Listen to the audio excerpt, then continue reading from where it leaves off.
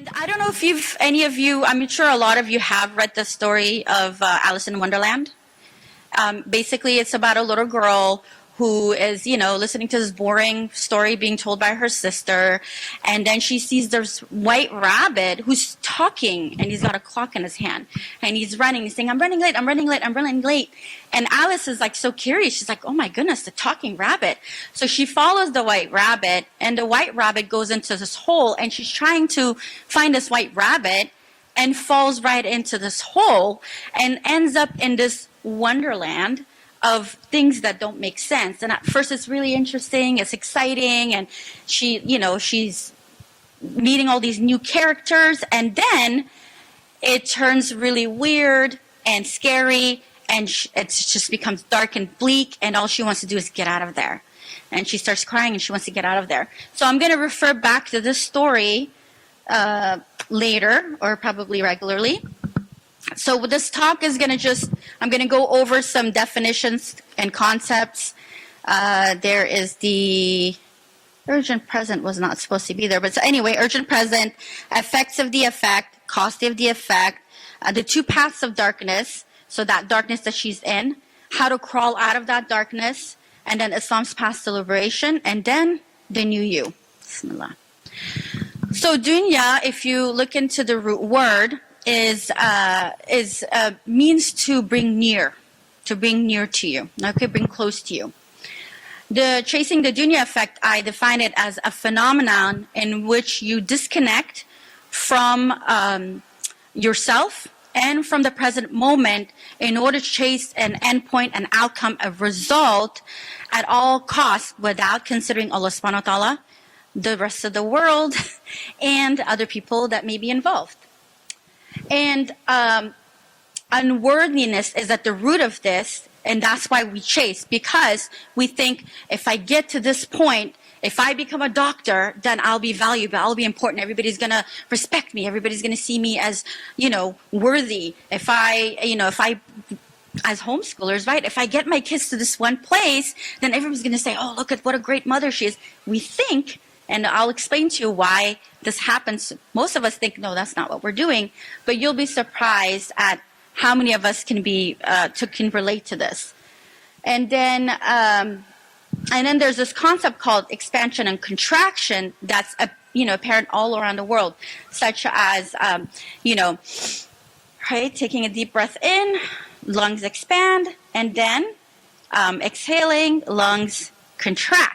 So now I would like you to get up if you are comfortable, and we're going to do some Qigong with expansion and contraction.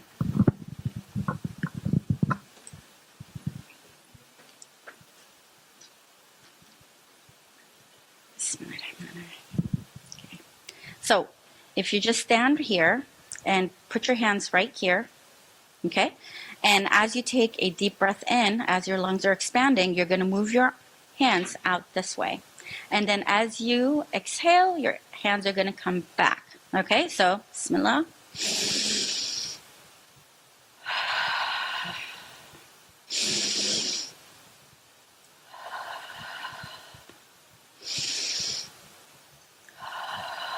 Now what I want you to do this time is take a deep breath in and keep taking it.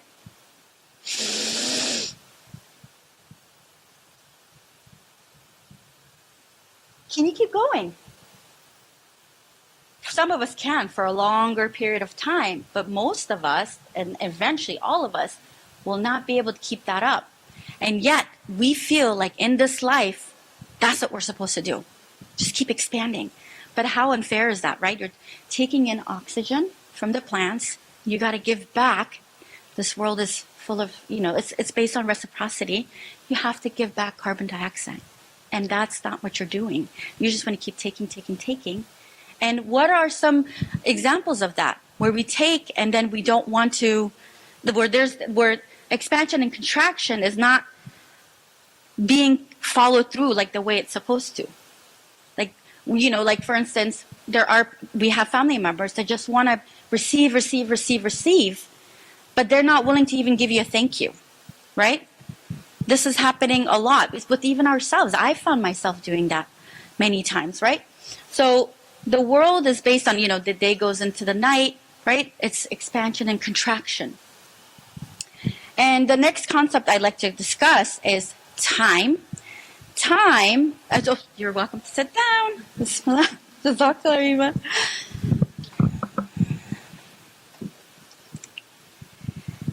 So time is your mind's way of interpreting the present moment, the now. And it does it through past and future. So we're here in the now, right? I was supposed to have a ruler, but I could probably use my phone. So we're here in the now, right? There is no real past or future, because if there was a past that you could go to, I should be able to go back to, like, a few minutes ago, where I didn't have my computer on, and turn my computer on, and then everything's fine. But you can't do that. You can't go into the past. The only time you can go into the past is in your mind, right? Future is the same thing. The only time you can go into the future is in your mind. So if I were to see the now as being here, and the outcome, the result, where I want to get to here, right? This space in between, that's time. But you know what else is there? Lack and separation. So if you keep looking at the end result, you're going to always feel separate from what you want. And if you keep looking at the end result, you're going to feel lack. And if you keep looking at the end result, at the outcome, it becomes unbearable. So time then becomes unbearable. Where the process is, which is right here in between again, from where you are to where you want to get to, is not fun anymore. You just want to get to the outcome.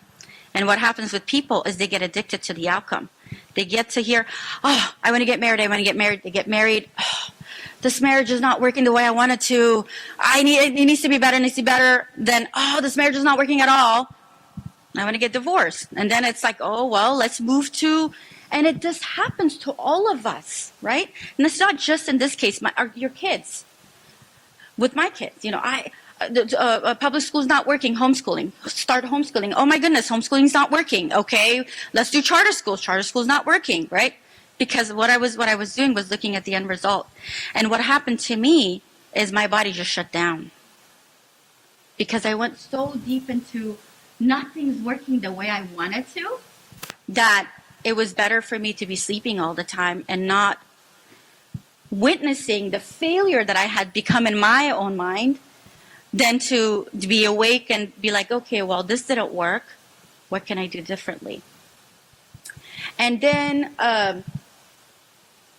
the next, so we were talking about outcome and process. The next concept I'd like you to discuss with you is the urgent present.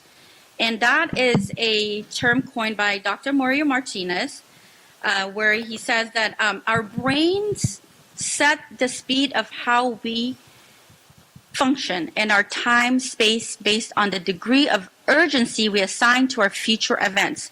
Although we plan for the hour, the day, the week, the month, the year, we experience the speed of our plans in the present. If we calculate there's not enough time to complete tasks, we create an urgency that decreases efficiency, effectiveness, curiosity, enjoyment, and memory, while increasing accident proneness, stress hormones, and blood pressure. This concept of urgent present is not the same as the fight or flight response. It is rather compressing the perception of time as a way of life, which is definitely here where we live. This urgency present is so insidious that most people believe that that's how life should be in the modern world, and support that behavior with the following rationalization. I have too much to do and not enough time. I'll slow down when I finish this project, and so forth and so on, right? And it refers back to the hadith of the Prophet where he says, doing things calmly is from Allah, and doing things urgently is from shaitan. My wonderful sister Benija, who's Afghan, we say ajala kore shaitanas. Ajala is the work of shaitan. That's how we've learned.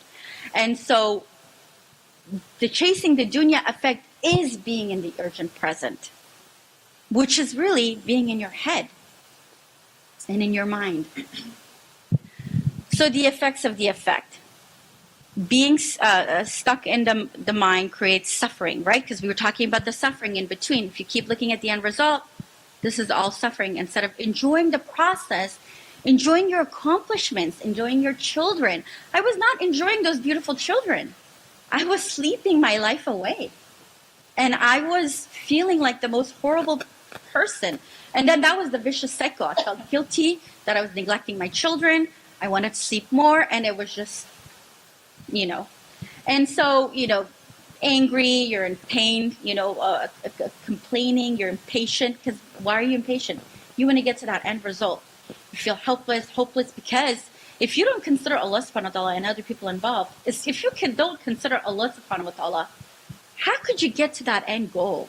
How could you have blessings of that for reaching what you want to reach, right? And then, the most severe is narcissism, which is all rampant in this world, right? And then addictions, and then finally going crazy. And hence the example of the Mad Hatter. And so now let's go refer back to the story of Alice in Wonderland. What's the white rabbit? What do you think the white rabbit represents? Yes, so the white rabbit is the outcome, is the result. She wants to know, she wants to meet this, yes. She wants to meet this, oh, thank you. She wants to meet this white rabbit that can talk, right? And then what are the odds of him holding a little time, whatever you call it? It's a little clock in his hand. That's time. So in a sense, when you chase an outcome, you're chasing time. And it makes perfect sense in Islam when we say, when you chase the dunya consistently runs away from you. So stop chasing, right? Bismillah. And so what happens to you is you fall into the two paths of darkness. You're in the, you are so worried, right? That you're thinking of the past and how things, how things went wrong. I don't want to make the same mistake again, right? That's where you are. So I better make sure this thing happens. Or the fear of future based on your past. Because you're like, I made that mistake again, so I want to make sure that this future happens the way I want it to. And either way, you're in your mind and you're not in the present moment. And so you might think, it's not a big deal. This is not really me, or I don't know anybody that's experiencing this necessarily. And you might be able to relate more to the cause of the effect as opposed to the effects of the effect. And the cause of the effect is connection. So one of the things that I lacked was connection with my children. I was talking about unworthiness earlier, right? I didn't feel worthy of having these beautiful children. There's another story that I share with people, which is I was always looking to be seen. Especially the men in my life, and they had their own struggles. I don't blame them. And so I always felt like I was growing up under the darkness. And so I had these 3 beautiful children with glowing eyes, and they were just looking up at me. I couldn't handle that. I couldn't feel worthy of that. So I shut down. So, wisdom. Joe Dispenza, another neuroscientist, says that knowledge without experience is philosophy. And experience without knowledge is ignorance. That you need both experience and knowledge to have wisdom, to gain wisdom. And we were talking about expansion and contraction earlier, right? Expansion and contraction means you do, and then you have to take a break. And if you go back to expansion and contraction, expansion is doing, contraction is being. Are we human doings or are we human beings? We're human beings. And so why do they say that wisdom is gained when you reach an old age? Why do you guys think that's the case? experience. But guess what? You were doing, going, and then your body starts to slow down, and you are forced to now sit down and think about all the things that you did, the right and the wrong, and there we go, the wisdom comes. But why not gain wisdom throughout your life and make better choices, right? So again, if we're looking at the beginning and the end, in the middle, there's supposed to be a right turn or a left turn. But you don't make it because you think you're supposed to be here. But this right turn, left turn might give you something even better, right? So if you do something and you try your best and it doesn't work out, then you know that Allah has something better for you. And you have trust in Allah that you'll find that better thing. And then, of course, curiosity. Curiosity is only in the present moment. You're not going to be curious in your mind. You're not going to be thinking about your past and being curious about unless you're talking about it, you're learning from it, you're discussing with somebody. And then integrity. Is there a guarantee that you will maintain integrity if you are wanting to get to that end result at all cost? Like, for instance, if you make grades be the number one thing for your children, and that's the only time they get your attention, when they get good grades, and then all of a sudden they're not getting good grades anymore. You don't think that child is going to be put in a place where they might have to cheat their way into getting that good grade? And that's just the most simplest example. We know so many other examples. We know parents that have paid, Harvard officials to get their kids into Harvard because their kids weren't going to make it to Harvard. And is that integrity? And then finally, the highest cost is taqwa. The main reason why we were created. We were created to gain taqwa. Taqwa means God consciousness. If you're not in the present moment, you're not going to be able to gain taqwa. The one thing that keeps you connected, I call it the greatest cost, the greatest loss. And then, so how do you crawl out of the hole? Know your worth. Know this intrinsic worth that Allah subhanahu wa ta'ala has given us, because Allah subhanahu wa ta'ala has said, I have honored the children of Adam. He has honored us. That means that we're important to Him, right? He has given us that honor and dignity.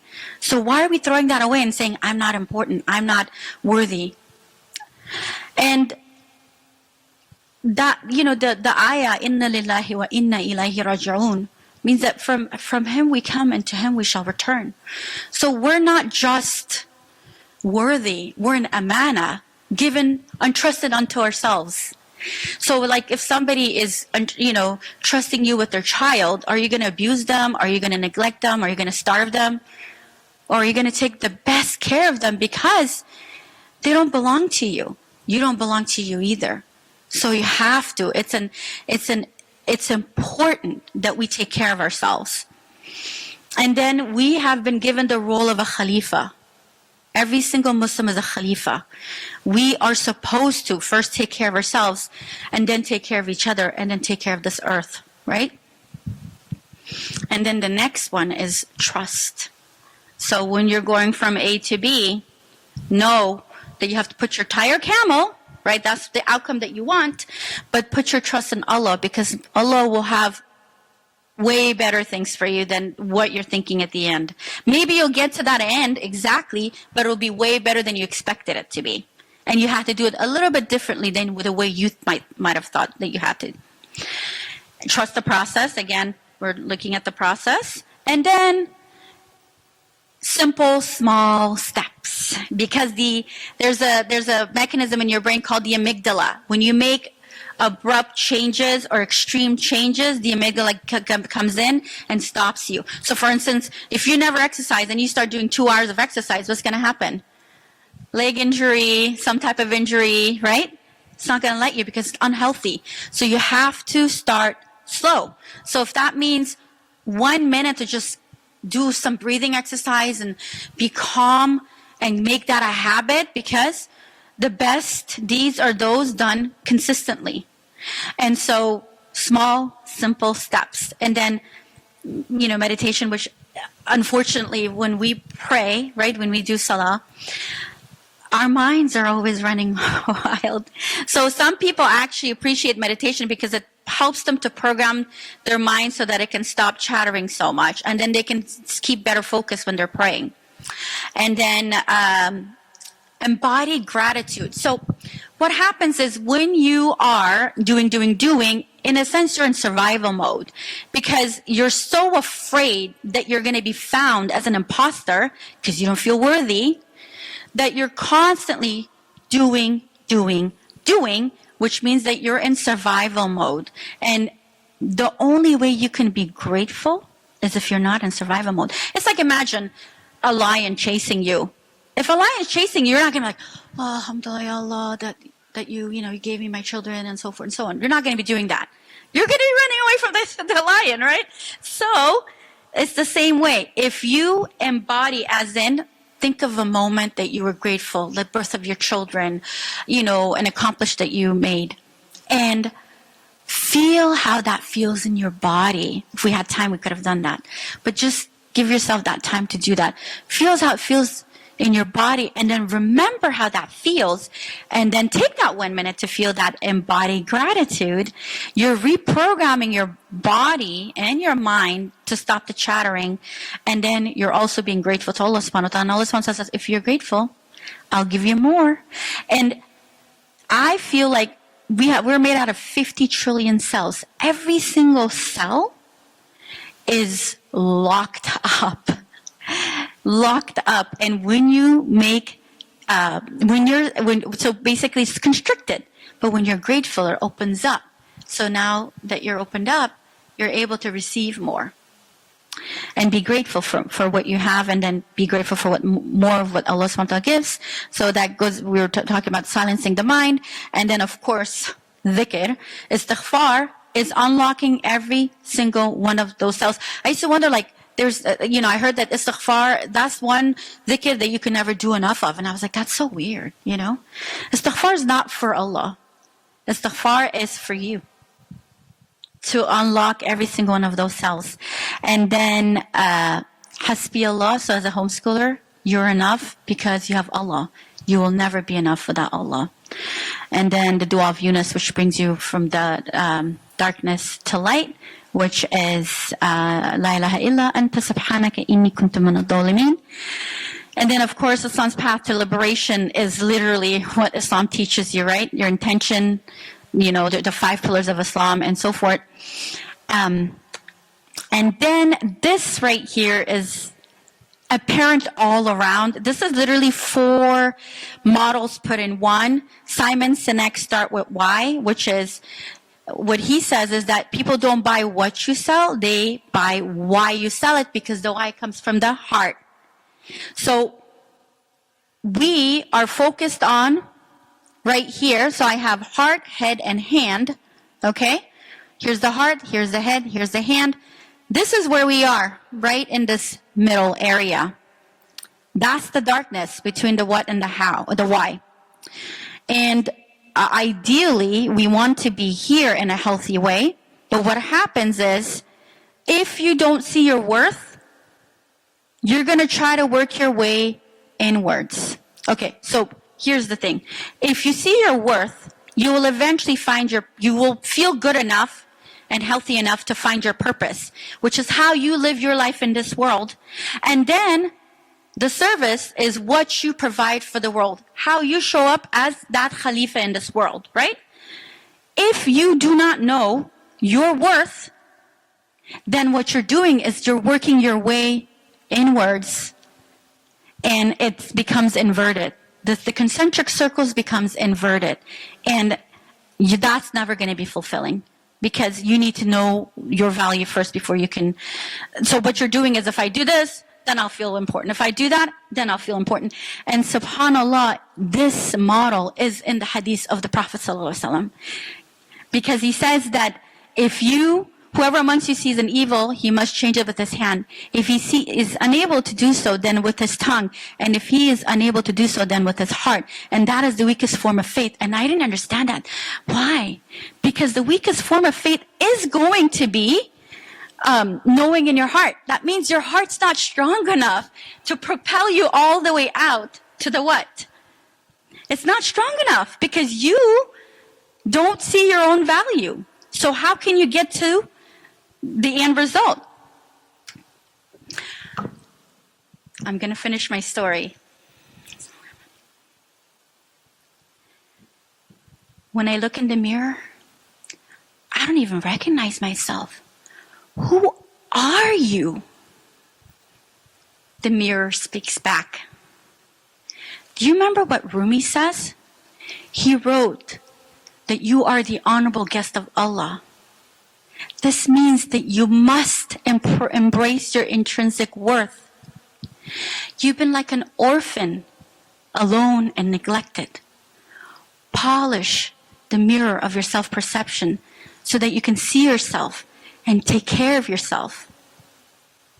Come back home to your heart. And that's where we need to be. Because it's not the eyes that are blind. It's the hearts which are in their breast. Jazakallah khair.